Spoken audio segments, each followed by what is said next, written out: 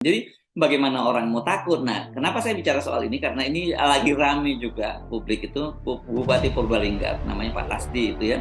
Nah Betul. itu katanya diangkat jadi Hmm, staf khususnya Pasti. Ibu Ibu Risma Risma. ya.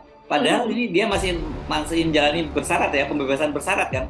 Iya, iya. Kalau nggak salah gitu Mbak ya, bener ya Mbak ya? Iya, betul. Iya, karena kan dia dibebaskan bulan September 2022 ya, Mas Hersu ya. Mm-mm. Dan kemudian sekarang ketahuan bulan Maret 2023 ini sudah mendapatkan pekerjaan sebagai staf khusus. Ini kan pekerjaan yang cukup mentereng dan artinya dia dipercaya Mas Hersu karena dia menangani bidang sosial kemanusiaan dan sudah keliling Indonesia sebagai Nah Satgas itu ya. Pangan Saya dari kaget karena kayak seperti orang seperti Habib Rizik itu dia menjalani pembebasan bersyarat nggak berani kemana-mana juga itu. Dia cuma benar-benar jadi kayak tahanan kota dan membatasi betul. Mau ketemu siapapun dia nggak berani. Ini kok jadi staf khusus dan udah keliling Indonesia gitu ya. Ini benar-benar deh. Ya. Iya, jadi Pak Tasdi ini dia kan divonis itu 2019 ya Mas Setu. Dia divonis itu 7 tahun. Tapi kemudian setelah menjalani masa hukuman 4 tahun 8 bulan, karena selama menjalani pengadilan dia juga sudah ditahan, jadi sudah dihitung itu bulan September 2022 dia sudah bebas begitu dengan bebas bersyarat tentunya. Nah, ini yang mengejutkan adalah memang karena kemudian dia diangkat menjadi staf khusus dari Ibu Risma begitu Mas Hersu. Tapi memang Pak Tasdi ini memiliki record itu sebagai anak kesayangan Ibu Mega lah ya, kita bisa katakan demikian. Karena pada waktu ulang tahun PDIP yang ke-50 bulan Januari kemarin, itu salah satu yang disebut oleh Ibu Mega dan Ibu Mega itu apa ya, bisa dikatakan menangis lah begitu ya.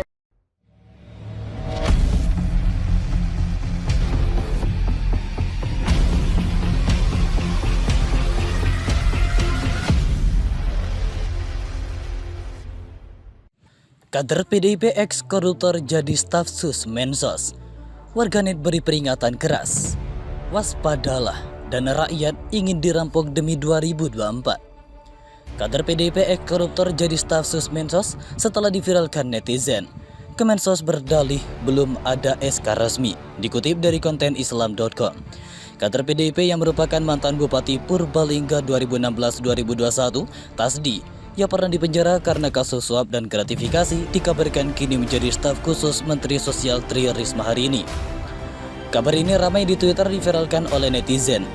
Maksud Mensos Risma gimana sih? Mau menghina nalar publik angkat koruptor? Tasdi, mantan Bupati Purbalingga, jadi staf khusus? Atau apa gegara satu partai PDIP? Sentil pegiat media sosial akun Kik Purwa, @bospurwa di Twitter. Akun King Purwa @bospurwa mengunggah dua foto Tasdi.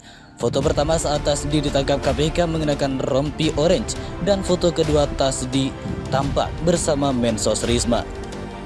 Pak Muhammad Mahfud, enak kan di rezim ini? Mau maling silakan, habis maling masih bisa jadi pejabat. Rusak carut marut, semakin hancur bukan etika moral, komen netizen.